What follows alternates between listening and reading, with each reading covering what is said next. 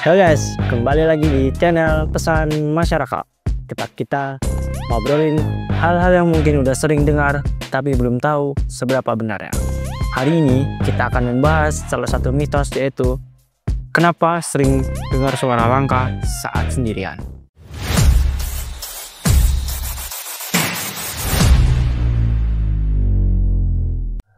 Pernah gak sih kamu lagi sendirian di rumah, mungkin malam-malam, semua orang sudah pada tidur, tapi tiba-tiba kamu dengar suara langkah tok tok tok tok, pelan tapi tidak jelas. Kamu cek keluar kamar, nggak ada siapa-siapa. Kamu coba tenang, tapi suara itu muncul lagi. Dan kamu mulai bertanya, apa itu? Apakah ini cuma halusinasi? Atau ada sesuatu yang lain? Kenal, kita akan bahas semua itu dengan pendekatan yang logis, psikologis, dan ilmiah. Tapi nggak menutup kemungkinan ada sisi yang belum bisa saya jelaskan. Fenomena suara langka saat sendirian ini ternyata bukan hal yang langka. Banyak orang dari berbagai belahan dunia, berbagai budaya, bahkan yang skeptis sekalipun pernah mengalaminya. Biasanya terjadi di tempat sunyi, minim cahaya, dan saat kamu dalam kondisi sendiri. Bukan cuma di rumah, bisa juga di kantor, sekolah, rumah sakit, bahkan di tengah malam. Kadang suaranya pelan dan teratur, kadang malah seperti tergesa-gesa. Dan anehnya, kita langsung merasa diawasi. Ada sensasi seperti ada yang memperhatikan meskipun tidak ada siapa-siapa di sana. Oke, kita masuk bagian ilmiahnya. Karena ternyata ada beberapa kemungkinan yang bisa menjelaskan ini. Yang pertama, auditory pareidolia. Otak manusia punya kecenderungan untuk mengenali pola, bahkan ketika tidak ada. Ini disebut pareidolia. Biasanya kita bahas soal wajah-wajah di awan atau dinding, tapi ada juga versi suaranya, auditory pareidolia. Suara lemari kayu yang mengembang karena suhu, suara pipa yang bergetar, suara AC tua, bisa ditangkap otak kita sebagai suara langka.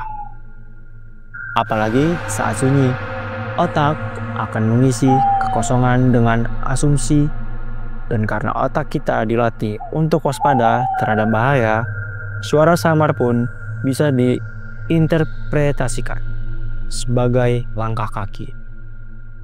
Dan yang kedua, ada sensory deprivation dan isolasi. Saat sendirian, terlalu lama di tempat sepi, sistem saraf kita jadi terlalu sensitif. Hal ini disebut sensory deprivation. Otak mulai bermain sendiri, sama kayak orang yang terlalu lama di ruang kedap suara. Bisa mulai dengar suara-suara yang sebenarnya nggak ada. Ini bukan gangguan mental, ini reaksi biologis terhadap sepi ekstrem. Dan yang ketiga, ada gema dan akustik bangunan. Bangunan tua atau besar punya struktur yang bisa memantulkan suara. Langkah di tangga di lantai atas bisa terdengar seperti di ruangan sebelah.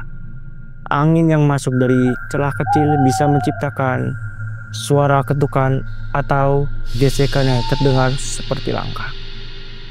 Kita nggak sadar, tapi bangunan punya suara. Dan kadang otak kita menyalahartikan itu. Nah, selain penjelasan fisik, ada juga faktor psikologis dan budaya yang membuat kita siap untuk mendengar suara langkah ini. Sejak kecil, kita dijejali cerita hantu, rumah angker, dan ada yang jalan malam-malam. Cerita rakyat, film horor, hingga konten internet membuat otak kita menyimpan asosiasi malam dan sepi sesuatu yang menyeramkan. Ini disebut priming effect. Ketika kondisi lingkungan mirip cerita yang menakutkan, otak kita langsung menghubungkannya dengan hal-hal yang menyeramkan. Apalagi kalau kamu lagi stres, capek, atau kurang tidur, persepsi kamu terhadap suara bisa jadi bakaran. Oke, semua itu masuk akal secara logis. Tapi tetap aja ada kasus-kasus yang nggak bisa dijelaskan. Rekaman suara langkah yang tertangkap di ruangan kosong. Laporan banyak orang yang mendengar hal sama di waktu berbeda. Dan tentu saja pengalaman personal yang terlalu nyata untuk dibilang halusinasi. Dan beberapa budaya percaya bahwa suara langkah adalah petanda. Ada yang melintas, bukan selalu negatif, bisa jadi hanya lewat atau penanda dari entitas yang ingin dikenal keberadaannya. Tapi ingat, percaya atau tidak, itu kembali ke kamu. Tetap waspada dan jangan langsung panik. Kalau kamu sering dengar suara langkah di rumahmu, coba lakukan ini. Periksa sumber suara secara logis. Bisa jadi itu kayu, pipa, hewan kecil, atau tetangga kamu. Gunakan alat perekam atau CCTV jika kamu ingin mempunyai bukti yang lebih kuat. Dan catat waktu dan pola kejadiannya. Bisa jadi itu resonansi tertentu yang muncul di jam-jam spesifik. Dan tentu saja tetap tenang, karena ketakutan yang berlebihan justru bikin kamu makin rentan terhadap halusinasi.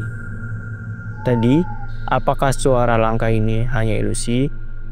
Atau ada sesuatu yang memang kita tidak tahu bahwa kita nggak pernah benar-benar sendirian? Kamu sendiri bagaimana? Pernah dengar suara langkah saat sendirian? Ceritakan di kolom komentar ya.